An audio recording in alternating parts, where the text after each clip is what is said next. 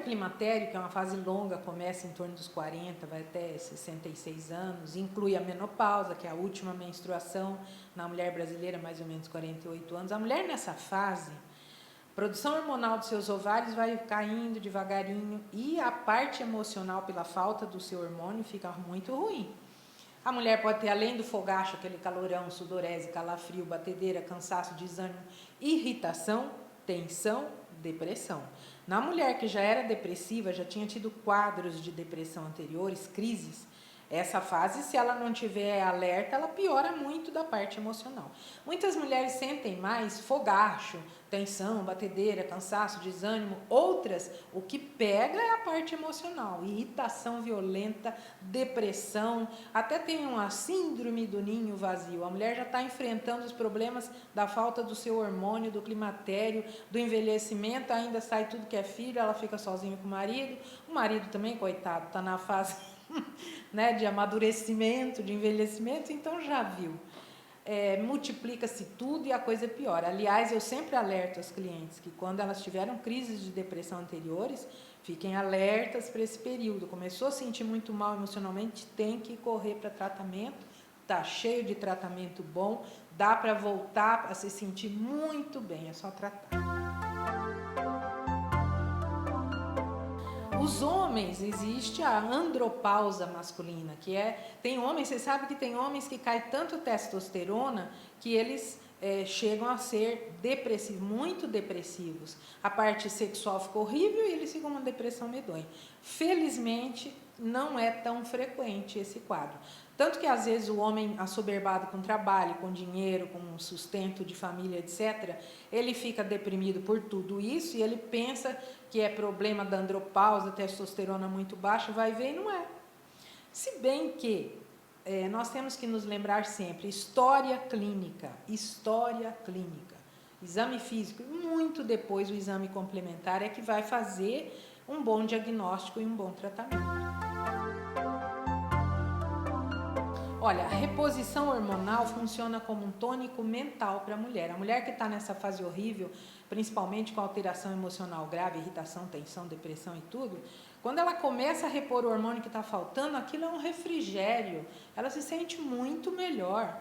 E o homem, se ele tiver com a testosterona muito baixa, é a mesma coisa. Então, os tratamentos são seguros sim, depende, como dizem os nossos professores ginecos, depende de uma boa propedêutica. Eu tenho que saber como é que está o corpo daquela mulher para poder repor hormônio para elas com segurança. Mas dá muito bem para se repor hormônio com segurança. É só ser bom médico. Nós até sabemos, nos quadros de depressão mais séria durante o climatério, qual é o antidepressivo mais usualmente melhor, que dê melhor resultado. Nós até sabemos, mas francamente, eu não gosto de usar antidepressivo se o problema é a falta do estrogênio da mulher. Por que eu vou usar antidepressivo se o que ela tem é falta do seu hormônio? Eu vou repor o seu hormônio.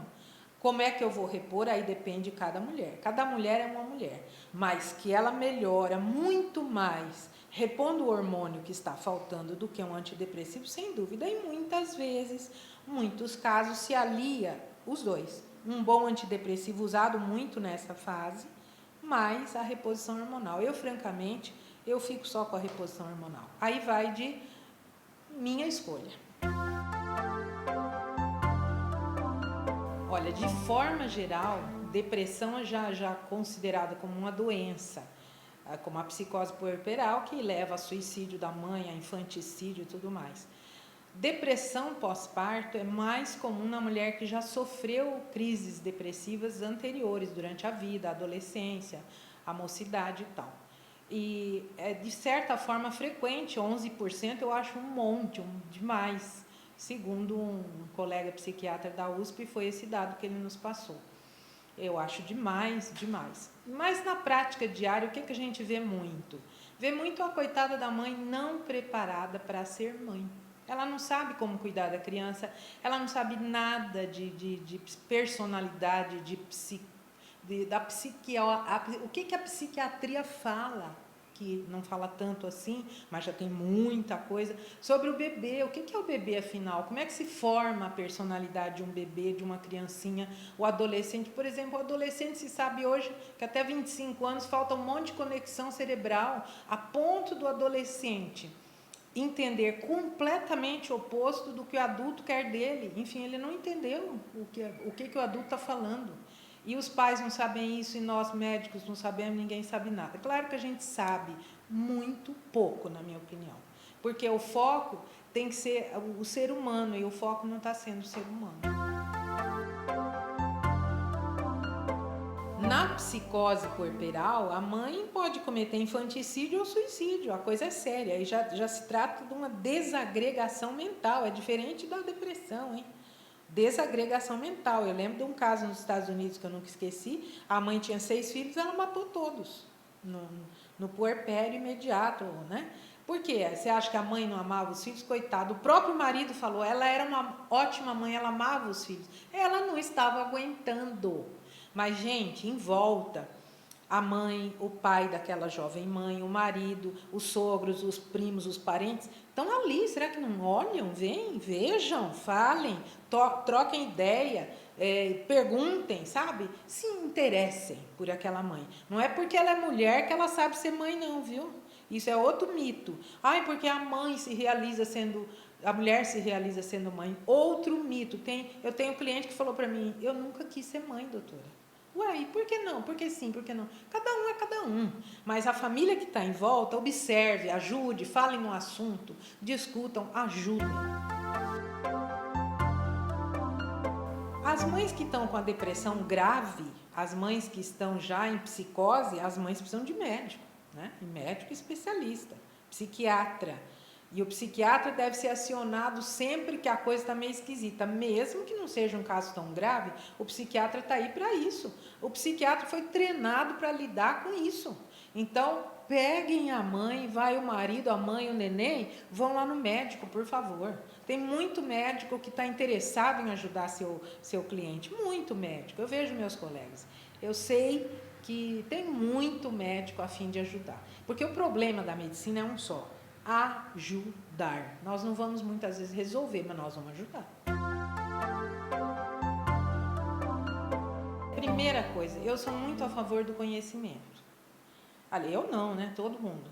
Inclusive, Sócrates falava, conheça-te a ti mesmo. Né? A gente precisa se conhecer, a gente precisa analisar o que a gente está... Por que eu estou com raiva agora? Porque hoje eu estou alegre? Porque aquela pessoa me irritou profundamente? Porque aquela outra me deu uma crise de simpatia, de amor? Por quê? Porque aquele cão, eu adoro aquele cão. Será que é porque ele só faz o que eu quero? Enfim, sei lá, a gente tem que se conhecer mais, discutir. E as pessoas... se afastam, as pessoas elas discutem pelo celular, elas ficam tocando aqueles botões o dia inteiro em vez de conversar. Parece que atrás de uma máquina elas conseguem falar mais. Vamos falar tudo que a gente está com vontade. Tem pessoas que não falam o que estão sentindo porque tem vergonha do outro, porque o que o outro vai achar. Se você está com vontade de chorar, você chora, conversa com todo mundo. Pode ser estranho, viu? Na minha opinião, eu estou encontrando uma pessoa estranha, ela pode ser estranha, mas ela é da minha espécie, chamada espécie humana, porque raça não tem, viu? Raça é criação de cabeça biruta. Raça não existe, existe uma raça, a humana. Todo mundo é descendente de África, dos africanos negros que se esparramaram. Isso eu não estou falando não, viu? Se esparramaram para a Europa. Isso é a ciência que provou. Então, nós precisamos falar mais abertamente uns com os outros, seja lá onde for, a que horas for, e tirar essa mania de querer mostrar uma figura de maravilha. Ninguém está maravilha, está todo mundo cheio de problema e todo mundo precisando do apoio do outro. Por isso que a Teresa de Calcutá falava: o mal do mundo é o amor. A irmã Dulce também, eu não sou católica não, viu gente? Eu gosto de gente que faz. Como é que a gente lida com uma coisa mais séria? Então, o médico está ali sentado, entra uma pessoa que ele vê que a alteração emocional dela está gravíssima, está uma psicose, que é claro que ele tem que usar o que ele tem à disposição. Aquele médico clínico, ele não é pesquisador. Ele tem que acreditar na pesquisa e seguir aquilo. Aliás, se ele conhecer bem aquele remédio que ele vai receitar, seja lá qualquer qual psicotrópico for, antidepressivo, ansiolítico, seja lá o que for, mas se ele conhecer e souber lidar com aquele remédio, conhecer profundamente efeitos colaterais, conhecer profundamente a interação medicamentosa desse remédio com o outro, se ele estuda, enfim, o assunto e sabe lidar com aquela droga, ele tem sucesso. Agora, o médico que vai usando o remédio porque a indústria farmacêutica falou, ele vai receitando sem saber, ele vai ter insucesso, lógico.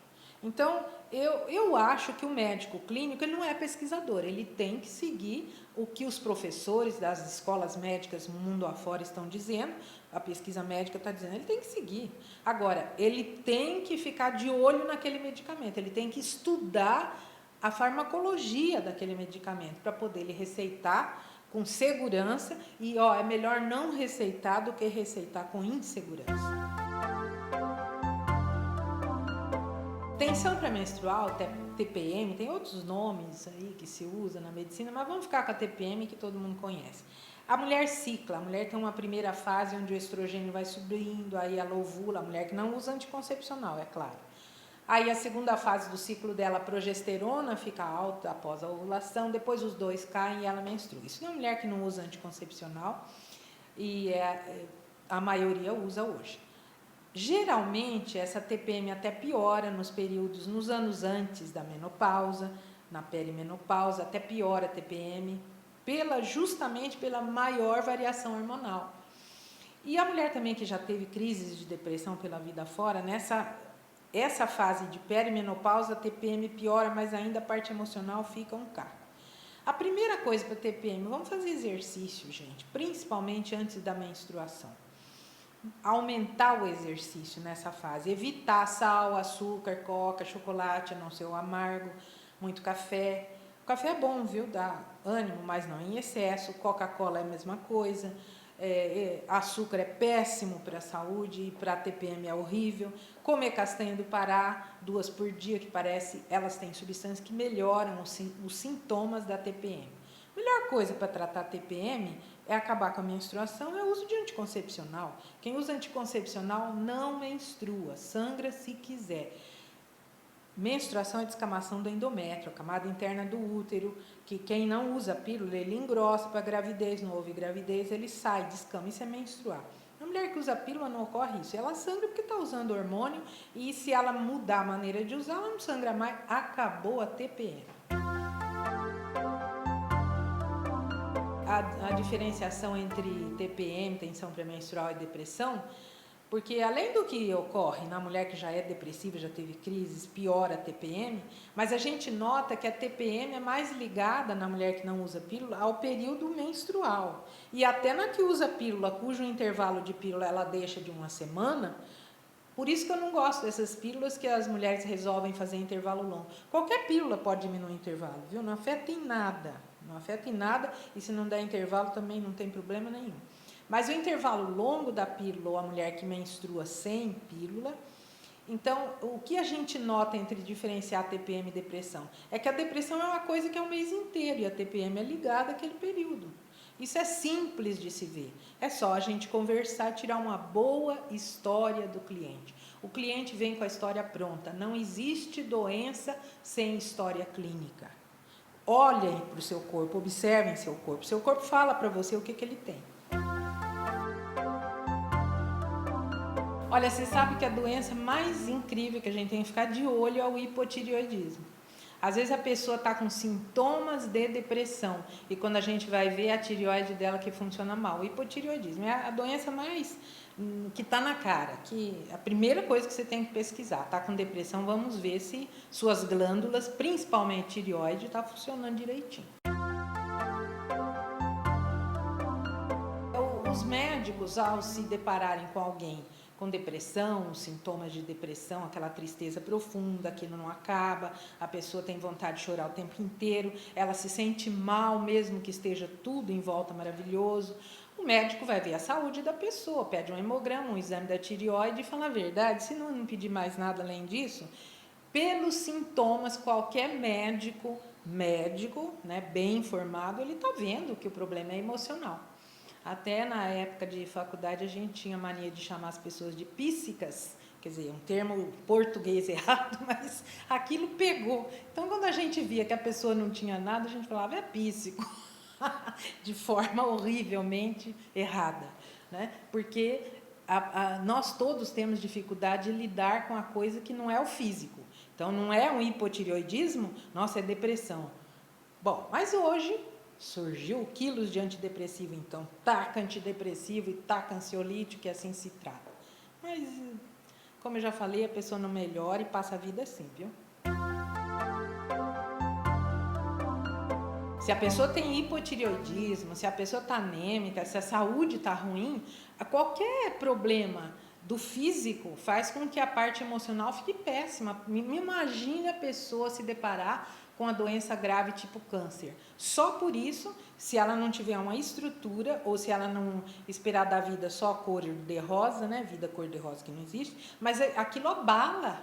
E é muito comum se dar antidepressivo para o doente crônico, não só câncer, mas doenças crônicas, porque a parte emocional fica mexida.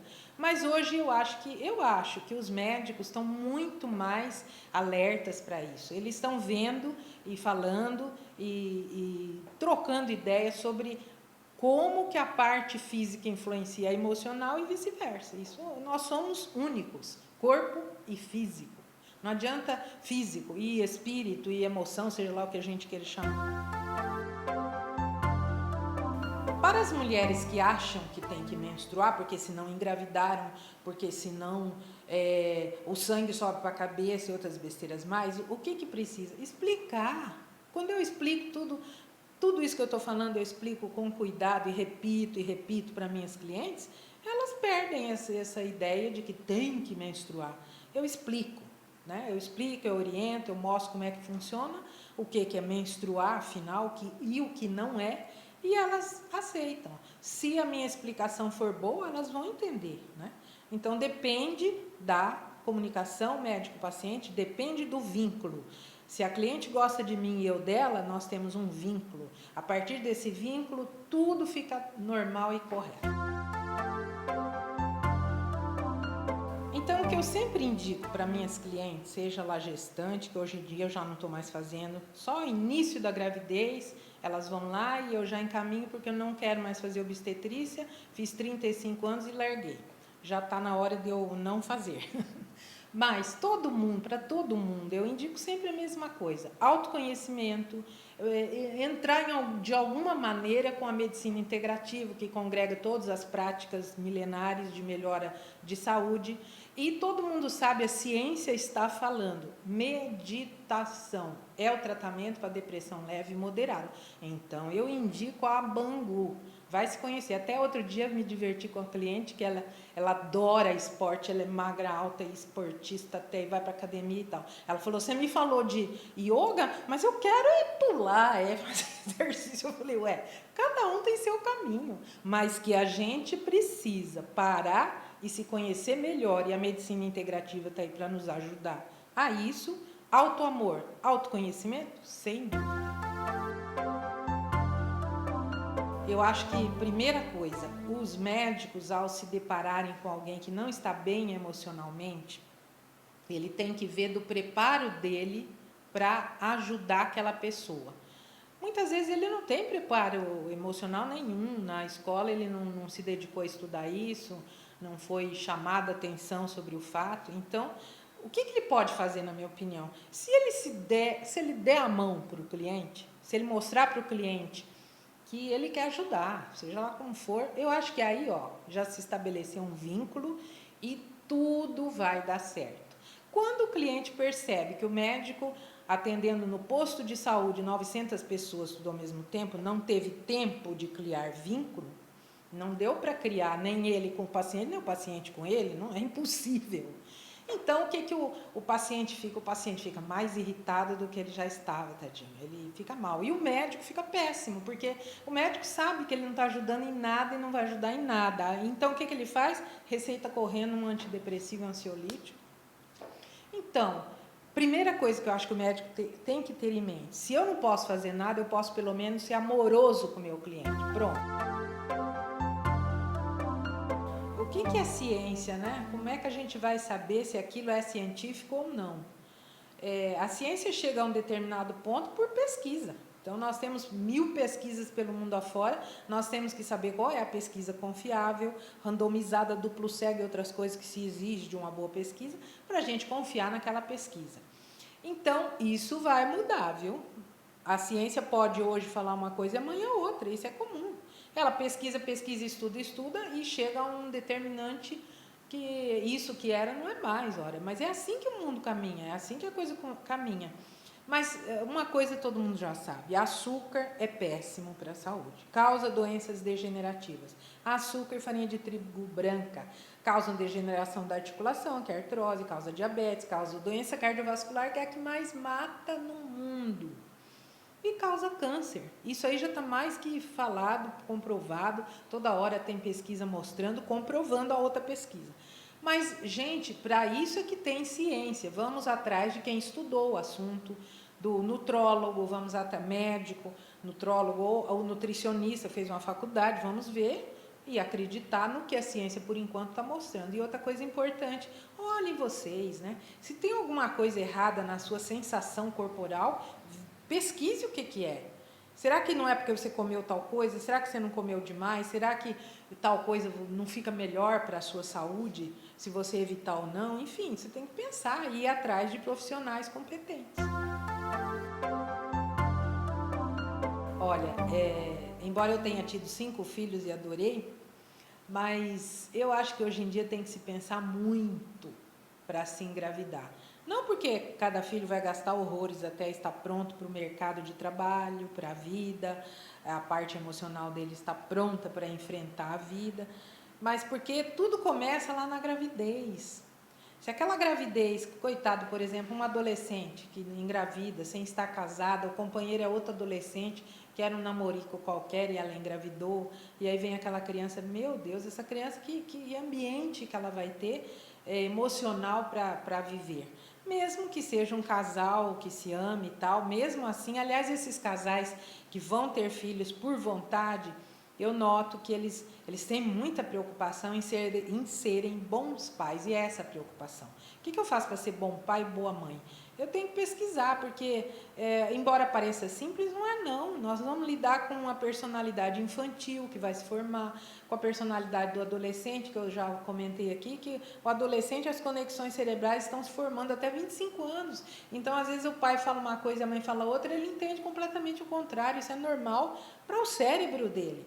E a parte emocional dessas crianças e jovens é difícil. Então, o pai e a mãe tem que ter algum preparo. Mas o preparo maior, amor. Eu vou ter filho porque eu amo, eu quero amar, eu quero cuidar, eu quero criar. Mesmo que eu erre, mas eu dou tanto amor que eu acho que aquilo vai melhorar um pouco a situação. Acho que o amor é o principal, sabe?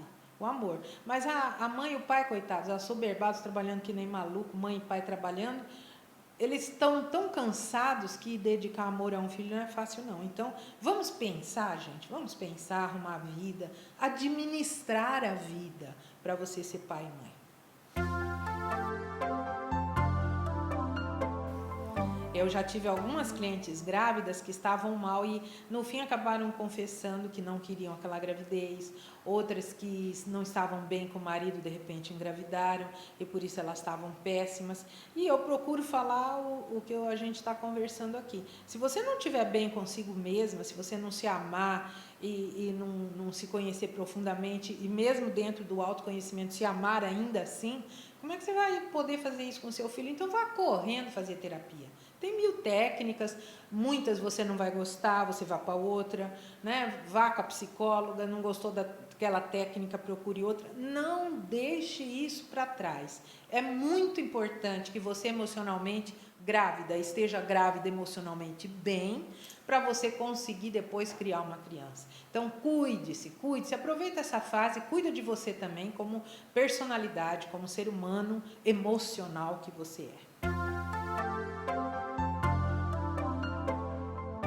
Quando a gente encontra uma gestante deprimida, uma puérpera, né? Acabou de ter um neném, deprimida. Nossa, a família é importantíssima, hein? A família tem que estar ao lado, o marido, coitado, às vezes ele está tão que ele não sabe o que fazer, ele está alterado com ele mesmo. Nossa, eu sou pai, eu não era.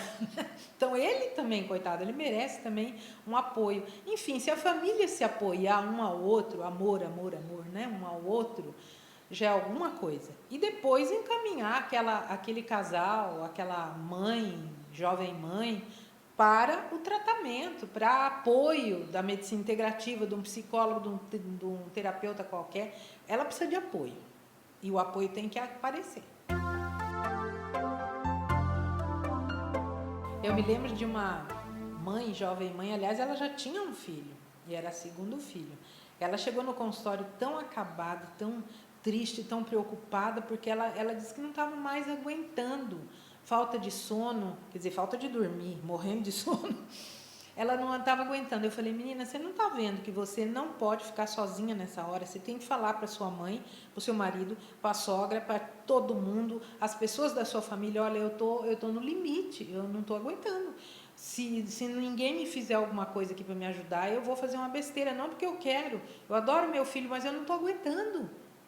Ou seja, mãe, você tem que berrar, não fique calada, não tenha vergonha de dizer estou no limite, estou fazendo uma besteira, estou aqui acabada, eu preciso de uma babá, de uma enfermeira, de alguém, eu preciso de apoio, eu estou mal, berre, não tenha vergonha.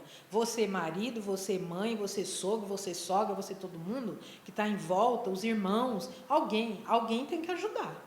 E a família tem que estar atenta, não é fácil ter um filho. Eu sempre falava para minhas clientes, quando eu fazia obstetrícia, a mãe precisa de 3 mães, uma de manhã, uma de tarde e uma de noite, porque, gente, não é fácil cuidar de um bebê. Quem não sabe, vá cuidar de um para ver como é que é difícil. Então, a mãe tem que berrar e a família tem que estar atenta. As mães daquela jovem mãe geralmente estão atentas, mas a avó, às vezes, ela não tem saúde para mais nada, mas ela vê que a filha está sofrendo, coitada. Ela fica pior ainda. Gastem dinheiro, paguem alguém, chamem uma babá, uma enfermeira, façam alguma coisa, mas não deixe a mãe sozinha, por favor.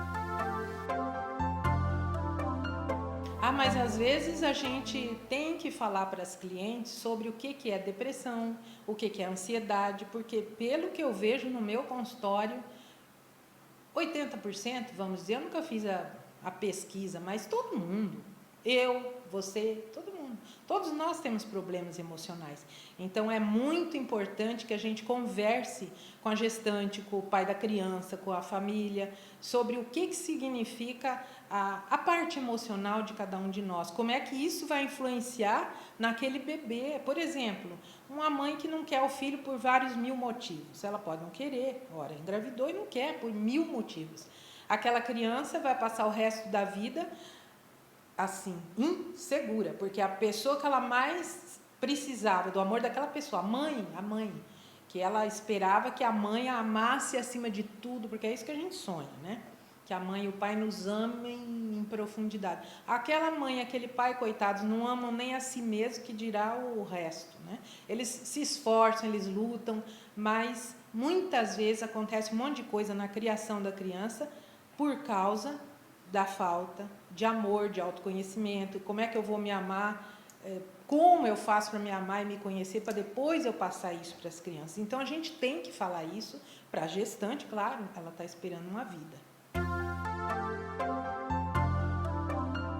Nós sabemos hoje que exercício e alimentação correta são os grandes medicamentos para a saúde.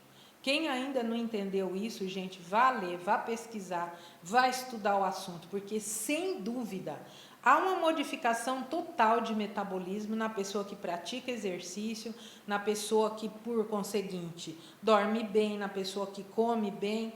Então, é como se fossem 2 remédios milagrosos. E eu sempre falo mais alguma coisa. Comer corretamente. Evite açúcar, evite farinha de trigo branca, coma o que possível de orgânico. Então, esses são os pilares de uma boa saúde.